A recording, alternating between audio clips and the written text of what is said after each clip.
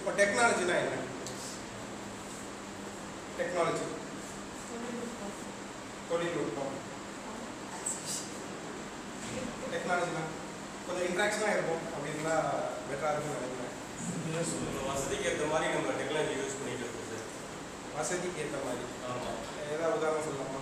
இப்போ எக்ஸாம்பிள் இப்போ அலெக்ஸான்றது இப்போ கிளாக் பண்ணால் லைட் ஆன் பண்ணுறது, ஃபேன் ஆன் பண்ணுறது. இப்போ எக்ஸாம்பிளுக்கு வந்து நம்ம செர்பல் பாலிசிக்கெலாம் இப்போ வந்து ஸ்டெப்ஸ் இறங்குறது, ஸ்டெப்ஸ் பக்கத்துலேயே வந்து மூவ் ஆகுறது. இப்போ எக்ஸாம்பிள் நெப்போலியன் பையனுக்காக எல்லாருமே தான் டிஃப்ரெண்ட் அவருக்கு ஏற்ற மாதிரி எல்லாமே மாற்றி அமைச்சிக்கிட்டாரு. அவங்க சைல்டுக்கு என்னென்ன தேவையோ அது எல்லாமே அடாப்ட் பண்ணிட்டார். அதுக்கு நீங்கள் இருக்கிற டெக்னாலஜி வச்சு தான் எல்லாமே பயன்படுத்திட்டாரு. Okay, advance technology. அட்வான்ஸ். சரி, ஓகே. அதாவது புதுசாக தயாரித்து ஒவ்வொருத்தவங்களோட நீடுக்கு தகுந்த மாதிரி, அவங்களோட வசதிக்கு தகுந்த மாதிரி, அவங்களோட எபிலிட்டிக்கு தகுந்த மாதிரி மாற்றிக்கிறது தான் டெக்னாலஜி அப்படிங்கிறத நம்ம சொல்லுவோம்.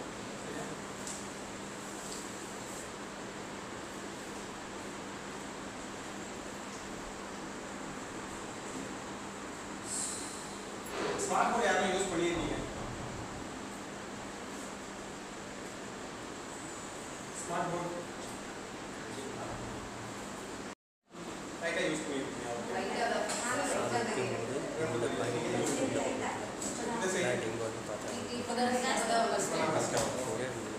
ஸோ என்ன மாதிரி இருக்கும்னு உங்களோட எப்படி இருக்கும்? ஸ்மார்ட் போர்டு ஹெல்ப்ஃபுல்லாக இருக்குமா?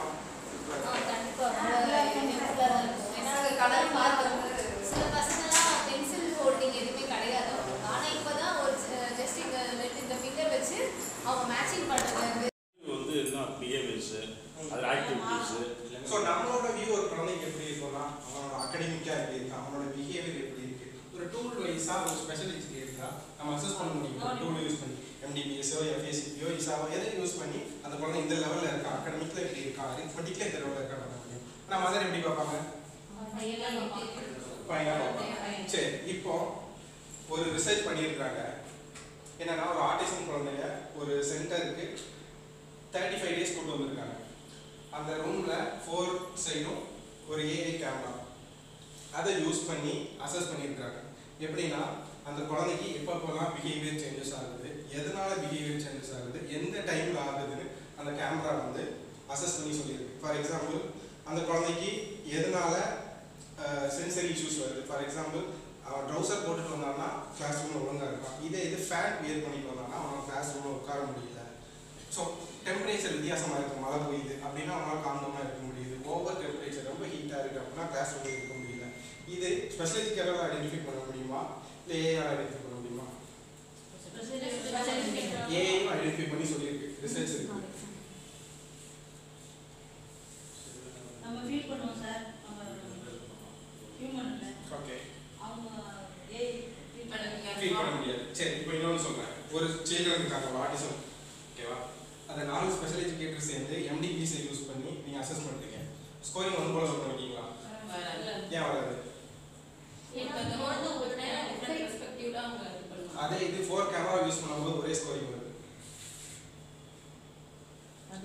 அவங்க வந்து எல்லாமே வந்து சாஃப்ட்வேர் ஒன்னா தான் பண்ணி வச்சிருப்பாங்க. ஏன்னா நம்மளோட ஹியூமனோட பிரைன் அப்படி கிடையாது. நான் ஒரு மாதிரி திங்க்